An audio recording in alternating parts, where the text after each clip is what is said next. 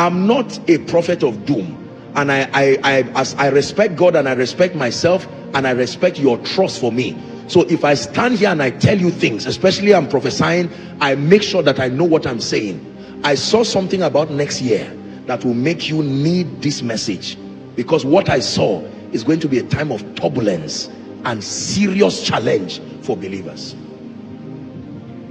I'm not a prophet of doom.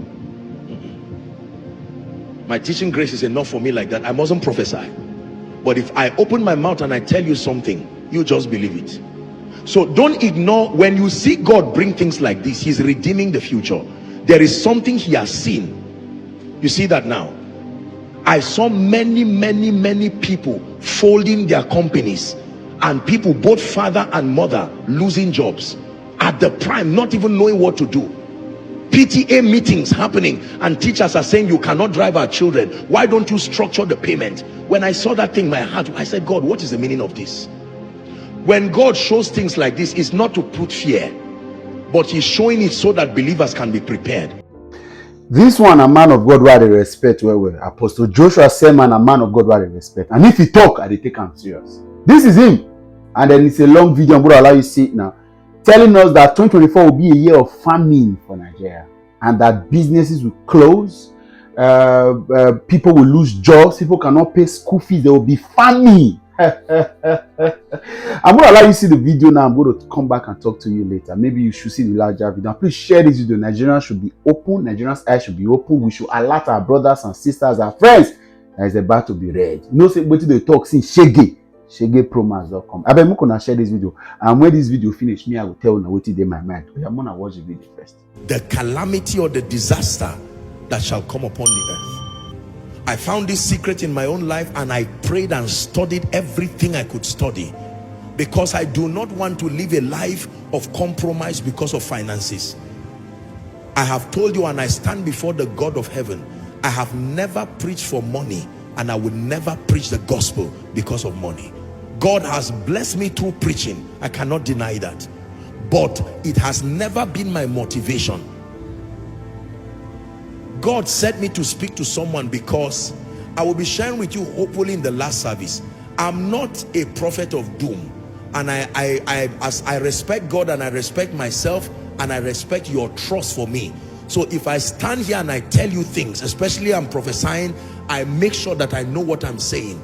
I saw something about next year that will make you need this message, because what I saw is going to be a time of turbulence and serious challenge for believers.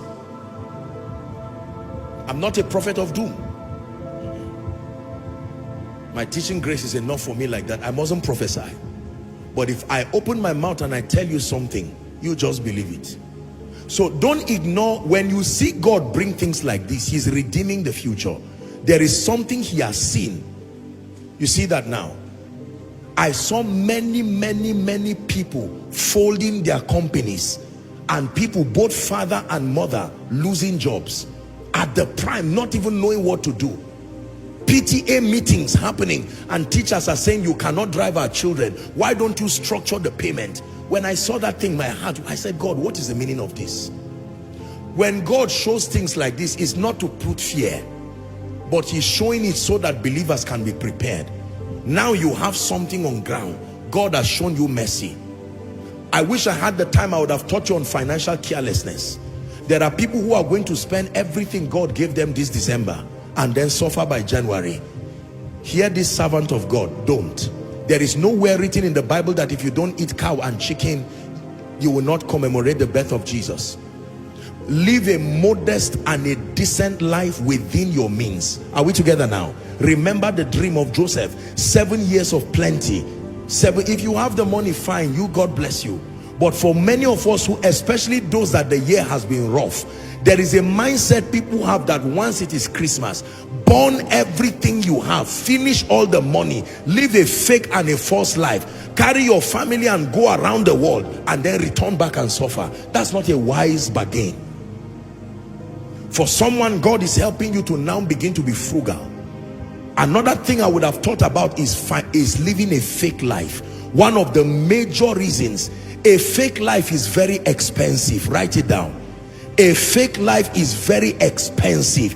It takes so much to fund a fake life, and once you start, you must maintain it.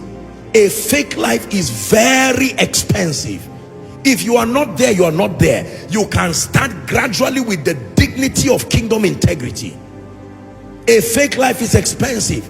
Don't try to buy a car that is not yet your level. Don't try to go and live in a house that is not yet your level. You are living in a house that you are owing 3 years rent now. You can't pay back. It's a sign you are not yet there. Get out of that place and look for a decent place. Hallelujah. There are some of us, you do not yet have the means to start gathering people and celebrating elaborate birthdays, elaborate occasions. No, be patient. God is bringing you there. Even for schools, as much as I would want you to educate your children at the highest level, you must be wise and keep them within your budget. Find the best school that your budget can afford. If your child is on scholarship, that is fine. Otherwise, find the budget, the school that your budget can afford. But by all means, Koinonia, please hear me. Great disaster is going to befall many. And there are many who will begin to tour the corridors of compromise because of this finance thing. I shall not want is not just a prophetic declaration. It is a declaration that comes with responsibilities. And the responsibility is learn all you can. Now that God has given you a good job, don't waste your salary that is coming. Learn all you can about investments. Are we together now? Meet intelligent people with integrity who know what they are saying. Not people playing games all around the internet, deceiving and fooling people. Don't fall prey to some of these things. Seek counsel. There are 5 kinds of investment you must make in your life. Number 1 is your spiritual investment. Number 2, investment in your mind. Let me give you this and then we'll wrap up. 5 kinds of investment. Number 1, your spiritual investment. When I talk of investments, I'm not just talking of putting money. Your relationship with Jesus is a potent investment that has returns, even financial returns. Number 2, mental investments. What you store in your mind is there. You don't need to refrigerate it. You don't need to warm it. It is there and will always be ready to be delivered when needed. Number 3, invest in your health and your well-being. It's an investment. Invest in your health and your well-being. It's often said that people deteriorate their health to make money, then they use the money they have made to now maintain their health that is now deteriorated. Don't be like that. Invest in your health and your wellness.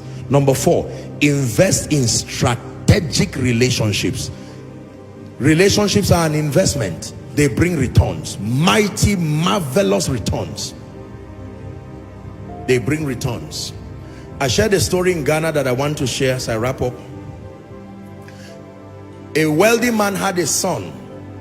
He had a son, and this son lived a very careless and a riotous life, and the man got sad and said, I will never give you anything of my estate. And he called the servant and he told the servant, you have been a well-behaved person. I give you the liberty to choose anything you want to choose.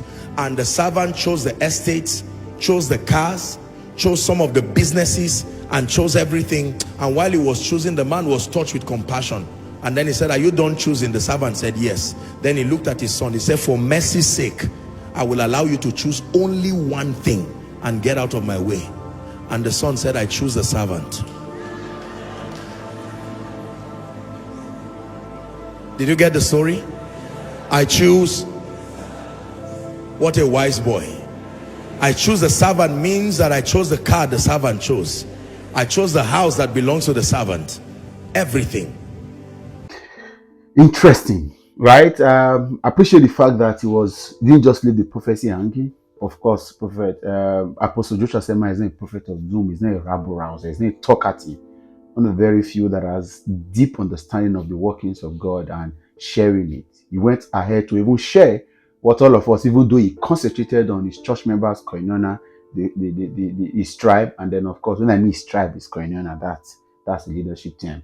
And then of course, talking about Christians and believers. I think that Nigerians should generally learn from that. That's why you're seeing that things are really going to go bad. Of course, that's why we have been begging that the government cut down on this excessive cost of governance and then focus on pulling people out of poverty. And whether you like it or not, you want to defend this government or yes, right? You cannot take away the fact that government has not been concentrating on the primary areas. Jimo Ibrahim is on TV defending why 15 billion naira should be spent in renovating the vice president's residence, of all the fact that the supplementary budget has already had several monies being spent. They just say that how do we empower small and medium scale enterprises? How do we help families to get settled and balanced? How do we ensure that the naira consistently gains strength and is not as weak as it is now? That is not the order. But there are people on social media, especially those that believe in party and tribal sentiment, defending the rubbish that this government is doing. And this is how all of us now should be able to take our life into our hands. Government has neglected us. If the man of God said 2024 is going to be a rugged year of famine, then we should open our eyes and be smart.